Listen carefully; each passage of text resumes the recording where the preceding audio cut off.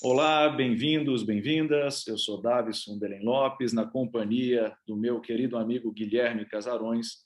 Nós receberemos hoje um convidado que tem reputação internacional e uma longa série de serviços prestados à ciência brasileira e internacional. Quem é o nosso convidado, Guilherme? Davison, nosso convidado é paulistano, tem 60 anos de idade, médico, cientista brasileiro, é um grande expoente da neurociência, né, no campo nacional. Ele é professor da Universidade Duke, nos Estados Unidos. Ele foi eleito, alguns anos atrás, como um dos cientistas, os 20 cientistas mais importantes da sua área pela Scientific American e também um dos homens do ano pela revista Época em 2009. A gente está falando de Miguel Nicoleles. Professor Nicoleles, muito obrigado pela sua presença aqui no canal Eu Vi o Mundo. Muito obrigado pelo convite, professor Davison, professor Guilherme, é um prazer estar com vocês aqui hoje para conversar sobre uma variedade de assuntos. Miguel Ângelo Laporta Nicoleles, o senhor tem sobrenomes estrangeiros. Nascido em São Paulo, a gente presume, né, que vem de família italiana, né, de uma visão muito tradicional aqui de São Paulo, onde eu também vivo.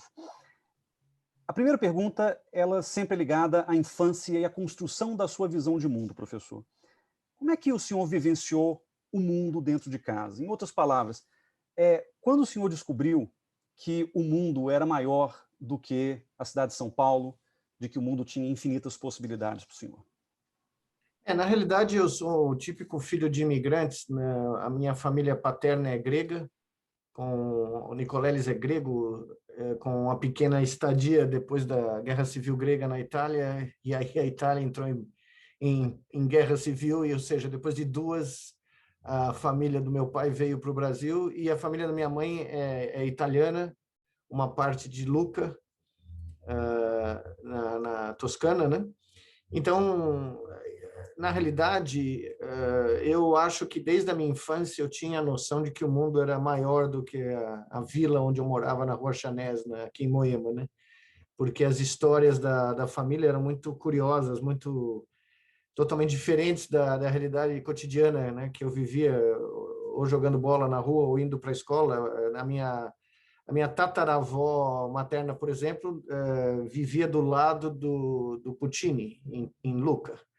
E durante a vida inteira contou para a família inteira que todas as manhãs o Puccini passava na porta da casa dela, e quando ela tinha 12 anos, e ele passava a mão na cabeça dela, que ela tinha um cabelo loiro muito bonito, e dizia "bella ragazza", né? E todo mundo achava que era alucinação da minha tataravó, mas na realidade eu fui o primeiro membro da família a voltar a Lucca para dar uma aula, e fui no endereço que ela dava da casa dela, que, né, nós sabíamos que era da casa dela por várias fontes, e a casa dela, quando eu entrei na rua, foi o choque da nossa família, porque a casa dela era vizinha ao Museu Puccini, que é a casa do Puccini, onde ele viveu a vida inteira. Então, na realidade, a história, tudo leva a crer, é verdadeira, né? Então, era um mundo muito cosmopolitano, porque minha avó era uma italiana brasileira muito ligada, né, com a história da Europa, a história do Brasil. Apesar de ser uma professora, formou-se como professora e trabalhou como funcionária pública a vida inteira, ela era uma historiadora do primeiro Império Brasileiro, tinha uma biblioteca impressionante. Minha mãe é escritora, e a família toda tinha laços com a Europa. Então, eu acho que eu cresci, né, ouvindo o vizinho da minha trisavó, né? Na verdade, não é tataravó, é trisavó, segundo minha mãe. Hoje em dia tem que falar o nome correto. Eu cresci ouvindo Puccini, Verdi, lendo eu acho que a coisa mais fundamental que a minha avó fez, porque eu passei a maior parte da minha infância, apesar, né, meus pais trabalhavam, mas eu morava do lado da casa da minha avó materna e do lado da casa da minha avó paterna, nessa vila, que era quase um enclave aqui em Moema, né? Então, eu basicamente passei a minha infância na biblioteca da minha avó, quando eu voltava da escola. A verdadeira escola que eu tive, na minha opinião, foi as tardes, quando eu passava com a minha avó na biblioteca dela, porque lá eu podia ler qualquer coisa, né? Não havia nenhuma censura do que eu podia ler. E aí eu criei essa visão pela interação com ela e por alguns professores que eu tive também, né? Porque o ensino fundamental em São Paulo, na década de 70, final da década de 60, começo de 70, tinha professores da USP, tinha professores de universidades, né, que davam aula também na rede pública. E eu tive grandes professores de história, professores de ciência, né, depois no ensino médio, professores que eram professores de física da USP, por exemplo. Um astrônomo, o professor Bosco, que até recentemente era professor de astrofísica na Universidade de São Paulo, foi meu professor de física do colegial. E aí o mundo era já bem diverso para mim desde pequeno, e talvez tenha sido essa a razão pela qual eu, de certa maneira, meu pai sempre falava isso, né, que eu era o caixeiro viajante da família, porque eu me sentia bem em qualquer lugar do mundo, né? Para mim sempre era uma aventura chegar numa cidade para dar uma palestra, a cidade do mundo, seja onde for. Eu sempre tinha o meu roteiro definido pela minha avó, né? Pela minha avó materna eu ia numa ópera e pela minha avó paterna eu ia num jogo de futebol da cidade, né? E que era para eu saber realmente como era.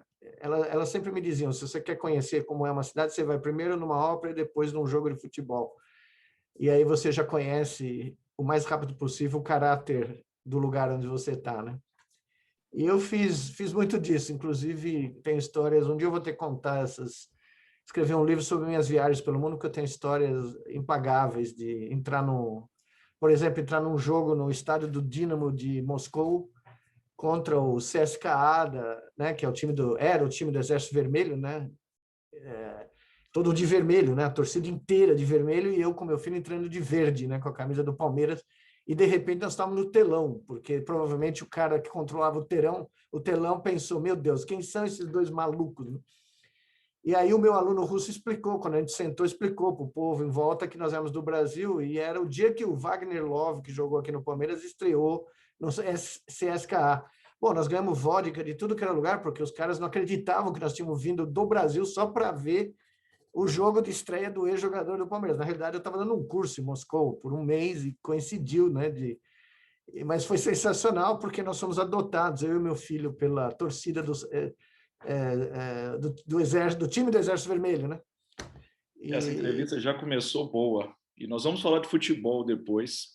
Está reservado um bloco dessa conversa para futebol internacional. Mas eu quero antes falar sobre a formação tua, professor Miguel Nicoleles. O senhor é filho da USP, até já citou a Universidade de São Paulo nessa fala introdutória, fez a sua graduação em medicina, concluiu em 84, 88 já se doutorou em fisiologia na mesma Universidade de São Paulo. E na sequência vai para os Estados Unidos para a primeira experiência como na verdade, para um estágio pós-doutoral, né?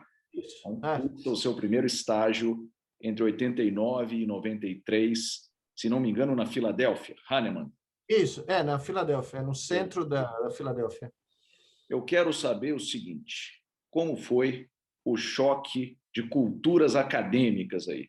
Depois de uma formação prolongada no Brasil, conheceu uma academia de ponta, não existe outra academia mais de ponta quanto a dos Estados Unidos, e ter que se adaptar a essa vida nova de pesquisador. Eu me lembro que o senhor até chegou a dizer, em um dado momento da trajetória, não nesse momento, depois, que se Albert Einstein fosse pesquisador, não seria PQ1A do CNPq. Não teria como. Eu gosto muito dessa fala. Nem ele, nem o Charles Darwin. Exatamente. Então, fala para a gente do choque, do estranhamento. Não, foi muito curioso. Na realidade, eu tinha duas propostas. Eu quando terminei meu doutorado, ou quando eu estava para terminar meu doutorado, 6 meses antes, eu comecei a escrever para os neurocientistas do mundo que eu admirava, né? Que eu achava que eu gostaria de trabalhar. E foi muito, muito divertido, porque eu escrevi 60 cartas. Naquela época era carta mesmo, não tinha e-mail, nada disso. Demorava muito tempo da carta ir para os Estados Unidos voltar, né? Eu tive 58 recusas. E anos depois quando eu virei professor da Duke, comecei a ficar mais conhecido, eu ia encontrar com os caras que eu escrevi, mostrava a carta deles me recusando, né? De brincadeira, né? Gente extremamente famosa, né? Ganhadores do Prêmio Nobel e tal. E os caras falavam, não, você não me escreveu. Eu falei, escrevi, ou se escrevi, tá aqui, ó. E era muito divertido. Mas eu fui aceito por um professor, que é meu amigo até hoje, na Yale, o professor Gordon da Shepard, que é um homem famosíssimo, né? Foi extremamente famoso nos anos 80. E fui aceito por um jovem professor assistente, o John Chapin, na Hahnemann University, que ninguém conhecia. Eu lembro que no dia que eu recebi a carta de aceite dele, eu e meu colega Luiz Bacalá, que foi professor da Poli durante 30 e poucos anos, nós fomos não tinha Google, né? Nós fomos na Enciclopédia Britânica procurar que diabo era a Hahnemann University, né? E não achamos. Né? Eu fiquei extremamente preocupado, né? Mas aí eu estava fazendo um experimento no meu laboratório, que não era meu, mas do Dr. César Timanharia, aqui na USP, e a nossa secretária chega assim para mim e fala, olha, tem um louco no telefone falando uma língua que eu não consigo entender nada. A única coisa que eu entendo é o seu nome, que ele não para de repetir. Eu acho que eu vou desligar. Eu falei, não, melhor eu atender só para ver o que era, né? E, na realidade, era o John Chapin ligando da Filadélfia. Não sei nem, até hoje, eu não sei como ele passou do PABX, da Faculdade de Medicina da USP, e conseguiu achar o meu ramal, porque não tinha telefone direto na USP, né? Tinha um telefone da Faculdade de Medicina, imagina. E dali tinha o PABX, dava o ramal, né? E era ele dizendo que tinha recebido minha carta, ele nem esperou para escrever, ele me ligou, me convidando para fazer uma entrevista, eles pagariam toda a viagem, nunca tinha ouvido falar disso, né? Imagine você receber a passagem, né, de um cara dos Estados Unidos para ir visitar o laboratório dele.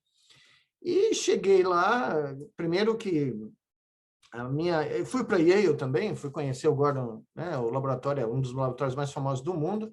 Ele me ofereceu um emprego depois de uma tarde lá eu não sabia nem como era uma entrevista, né, acadêmica, né? Então, aliás, eu tenho que contar isso no livro também, porque eu tinha uma gravata, né, que era a gravata que eu tinha casado, e era a única que né, e o nó estava pronto, porque meu pai tinha dado no dia do meu casamento, e eu deixei o nó pronto, porque eu nunca ia aprender a dar nó em gravata, porque eu sabia que eu não queria usar, né? E na manhã da entrevista na Yale, que talvez tenha sido o dia mais importante da minha carreira, o nó se desfez. Na mala, quando eu abro, tá, né? E não tinha WhatsApp, não tinha Google, não tinha telefonar para a mãe, né? Não tinha como, para o pai, né? E eu tive que improvisar um nó de gravata que até hoje eu nunca perguntei para o Gordon Shepherd o que ele achou, né? Mas deve ter sido a coisa mais hilária que ele viu na vida dele. E aí ele me mostrou, a primeira coisa que ele me mostrou foi a sala do Cushing, né? Que é um dos médicos mais famosos da história, endocrinologista da Yale, que viveu 50 anos na Yale, e eles não desmontaram o escritório dele.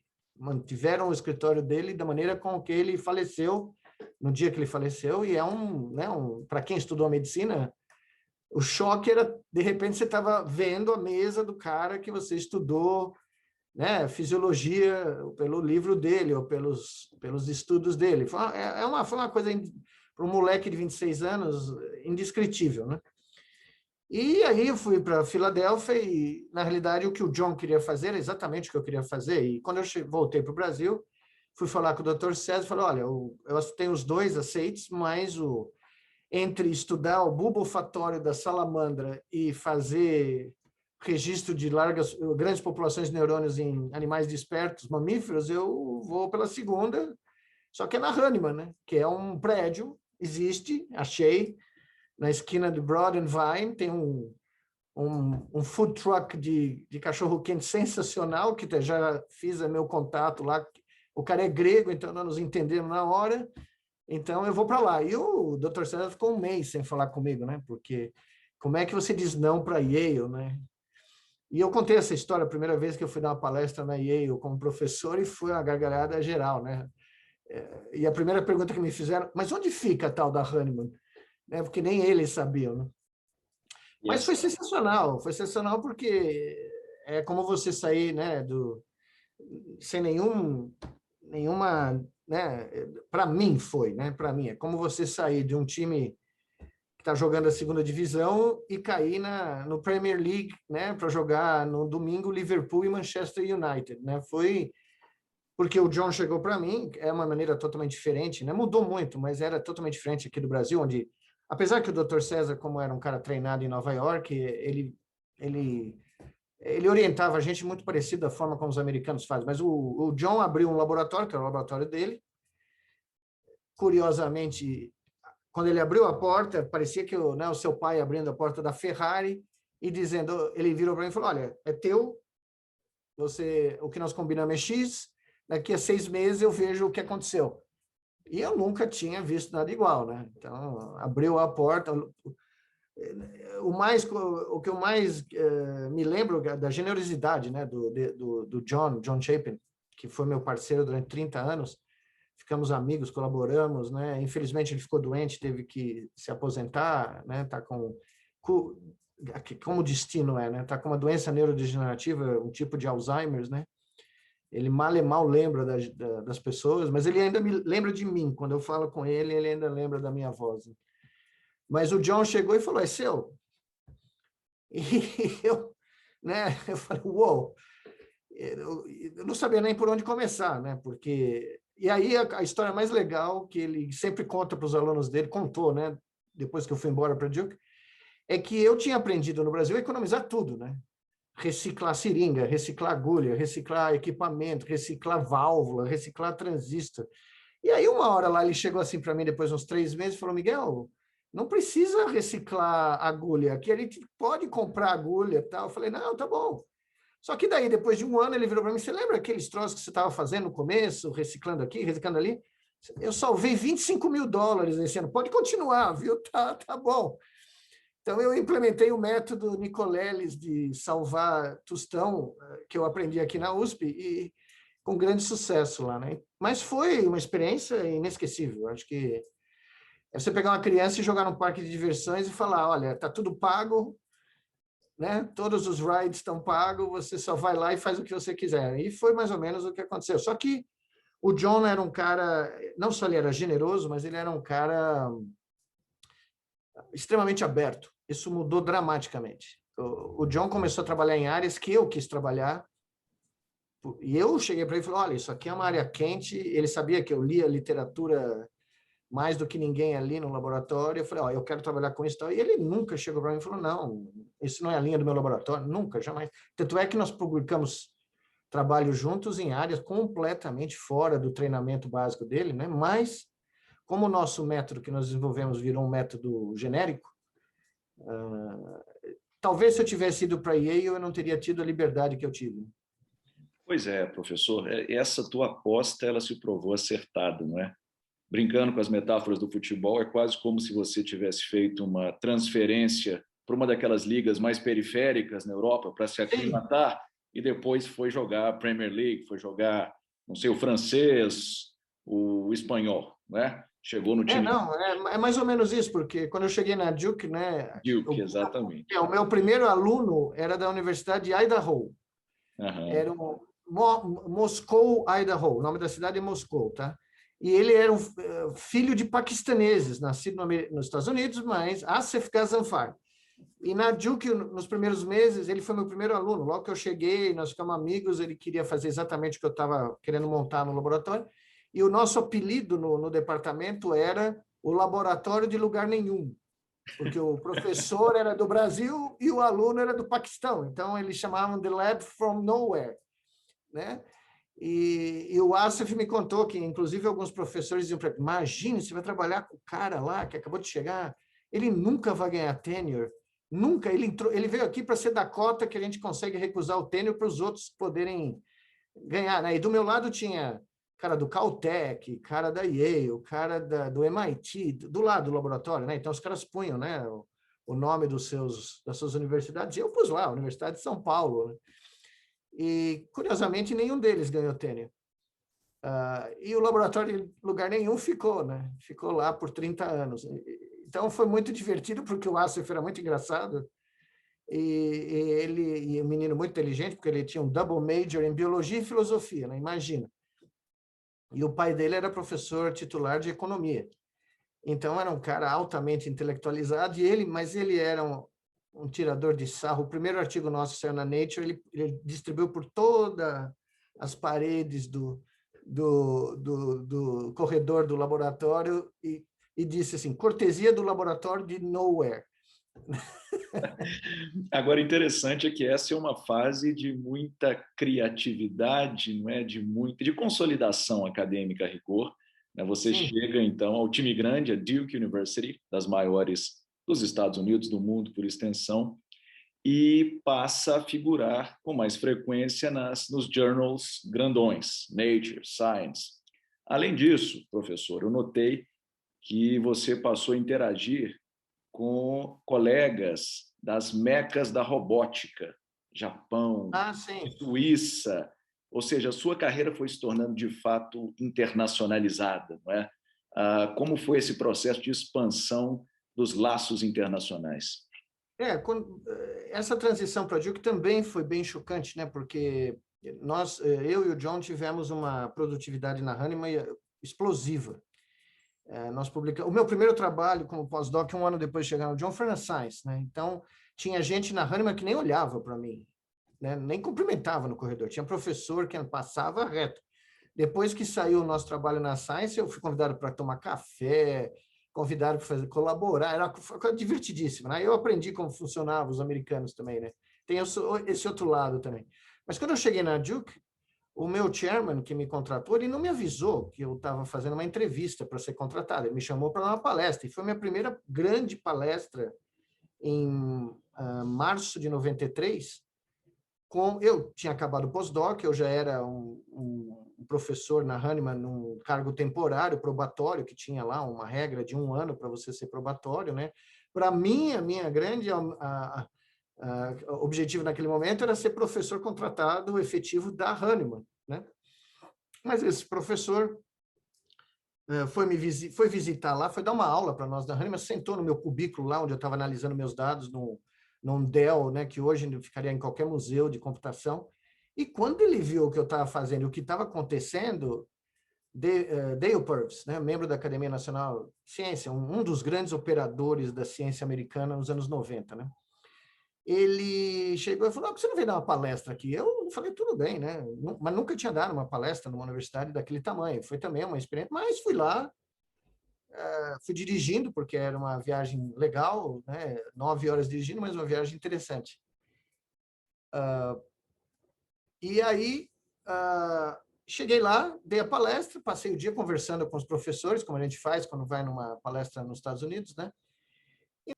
Nós só podemos te pagar X. E eu não tenho como negociar, porque esse é o limite da Duke, não tem jeito. Eu falei, mas quanto é X? Aí ele falou, X é X.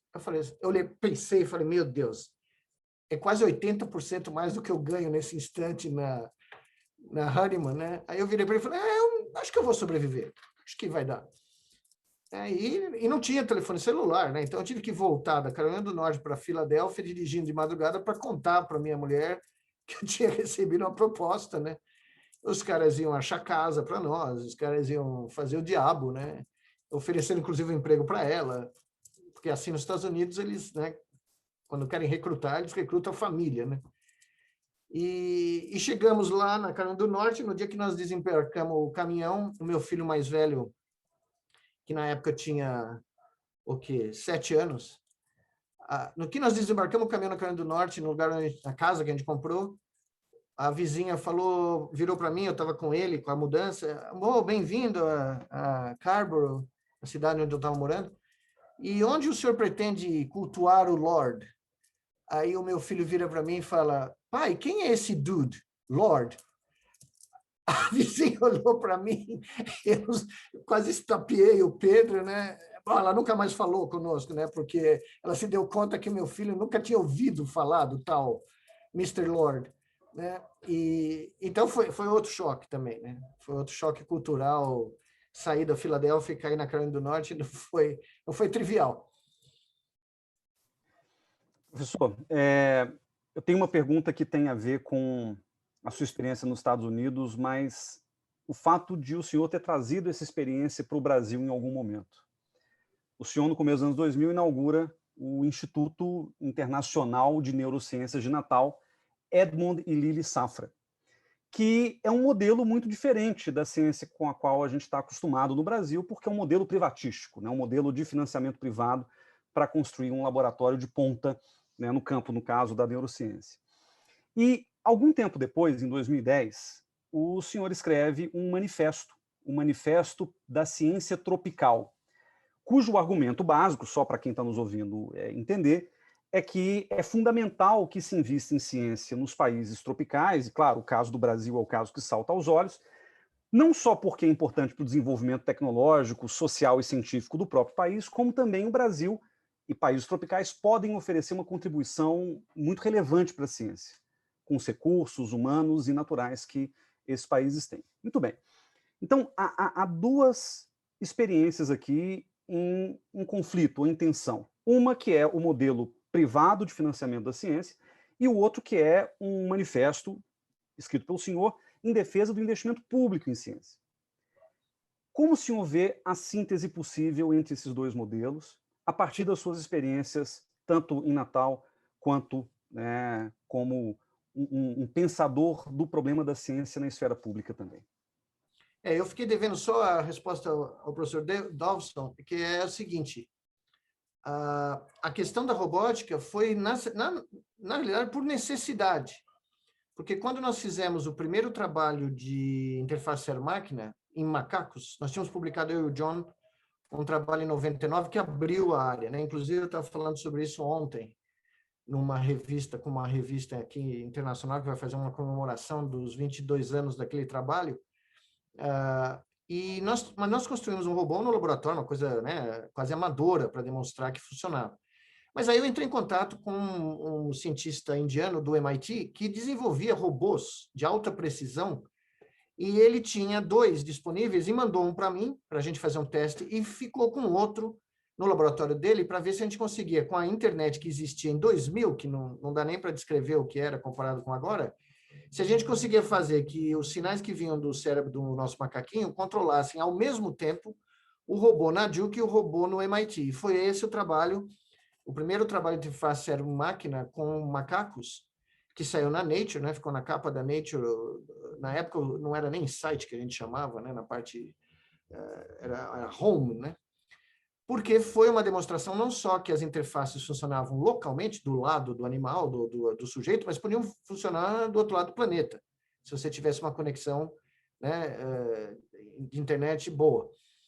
E esse experimento abriu meus olhos para a área de robótica. Eu comecei a interagir não só com o Mandaya Srinivasan, que ficou um grande amigo meu no MIT, mas com grupos no Japão, Gordon Chang, que depois veio participar aqui do Brasil da Copa do Mundo, e o pessoal de Lausanne, onde eu fiz um sabático de 2 anos e criei o Centro de Neuropróteses da universidade, durante meu sabático, né, que hoje é gigantesco, né? Tem um prédio gigantesco em Genebra, inclusive. Mas essa foi a razão. A robótica me permitiu ampliar o escopo da minha pesquisa em neurociência, porque me permitiu ter um acesso a tecnologias que o cérebro poderia controlar diretamente e provar o meu ponto, a minha teoria de como o cérebro opera, né? E foi por isso, e também demonstrar que esses artefatos, essas ferramentas são assimiladas pelo cérebro como extensão do nosso corpo. Quer dizer, o nosso corpo, ele não é só formado pela matéria orgânica que a gente associa com ele, mas todas as ferramentas que a gente usa cotidianamente, né? Aí, logo Professor, depois disso... deixa eu interromper, só porque tem uma pergunta que talvez seja até mais interessante de a gente engatar com essa sua reflexão sobre Sim. robótica. Em certo sentido, o que você está falando tem a ver com a própria alma, né? Quando você fala que existe mais do que simplesmente a fisiologia, existe uma questão interessante sobre como a gente controla as coisas à distância, ou como o cérebro funciona para além do fisiológico. Em 2011, o senhor foi nomeado pelo Papa Bento XVI como membro da Pontifícia Academia de Ciências, né, do Vaticano, que teve ninguém menos que Galileu Galilei como um dos seus membros históricos. Como é que é a sua relação com a religião? O senhor falou de Lords, é por isso que eu quis fazer o gancho. E o senhor acha, como cientista, que religião e ciência podem se combinar? Porque tem muitos premiados com prêmio Nobel, por exemplo, que se apresentam publicamente como criacionistas. Qual é essa fronteira, né, entre a religião e a ciência, dado o próprio estudo da neurociência? Só preciso fazer um disclaimer que você está certo, eu fui nomeado, recebi a carta, recebi todos os documentos do Papa e 2 meses depois eu fui surpreendido porque recebendo o bispo da Carolina do Norte no meu escritório lá na Duke, porque havia sido feita uma denúncia para a Inquisição de um grupo de brasileiros fanáticos de extrema direita religiosos, que eu tinha escrito um artigo que eu escrevi dizendo que eu era favorável ao casamento homoafetivo, que eu sou, e dizendo que eu era favorável à discriminação completa do aborto, que eu nunca falei isso no artigo. né? Eu só descrevi que questões religiosas não deviam ser trazidas naquela época, havia uma disputa presidencial muito ferrenha aqui no Brasil, e o candidato de um dos partidos atacou a candidata, à época Dilma Rousseff, disse a favor do aborto, a favor do casamento gay, sendo que ela não era a favor do aborto. E eu defendia o fato, a ideia de que, primeiro, eu como médico tinha visto um número enorme de mulheres morrerem de abortos clandestinos aqui em São Paulo, no Hospital das Clínicas, e você só precisava ver uma dessas mortes para entender que essa questão tinha que ser lidada do ponto de vista, primeiro, levando em consideração a opinião das mulheres, e segundo, não dos homens, e segundo, a questão da saúde pública, né? Mas alguém aqui deu alô que mandou uma carta para a Inquisição.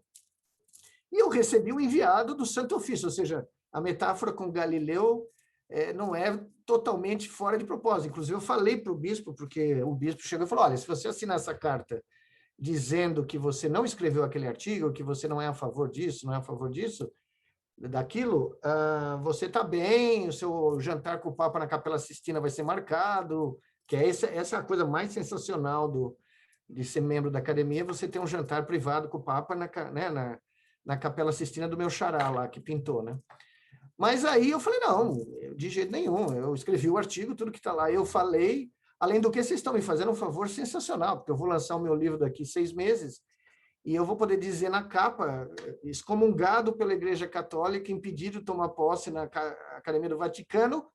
Eu não sou tão bom quanto o Galileu, nem perto, mas vocês estão me elevando para uma condição bem perto da dele, o que é sensacional para o meu livro.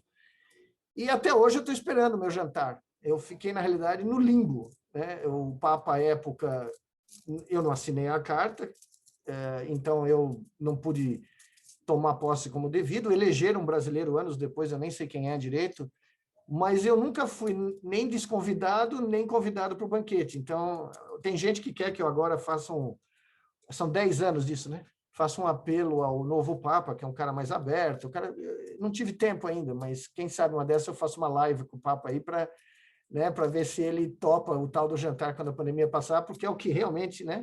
Mas isso me mostrou muito bem, porque no primeiro artigo da Academia do Vaticano diz que você pode ser membro, eu fui eleito pelos membros, e o que eu soube, eu não sei se é verdade, mas isso vazou por uma pessoa lá do Vaticano que eu cheguei a interagir, que a minha nomeação foi pelo Stephen Hawking, né?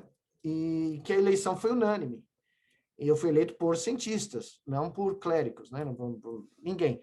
E aí, e ele me mandou, inclusive, essa pessoa me mandou o bylaws da academia, e na primeira artigo diz que você não precisa ter religião nenhuma, você pode ser ateu convicto, que a igreja não discrimina os seus membros por opções religiosas ou não, e que a única coisa que você precisa é ser eleito pelos pares, e é vitalício, uma vez que você é eleito é para o resto da vida, só tem um número fixo de membros, né? E é a primeira academia de ciência do mundo, que chama o Papa que criou, que eu estou esquecendo aqui, chamava que ele precisava ter os olhos dos linces, ou seja, os cientistas, né, da época que pudessem dizer para a igreja o que era o que os tempos viriam, né?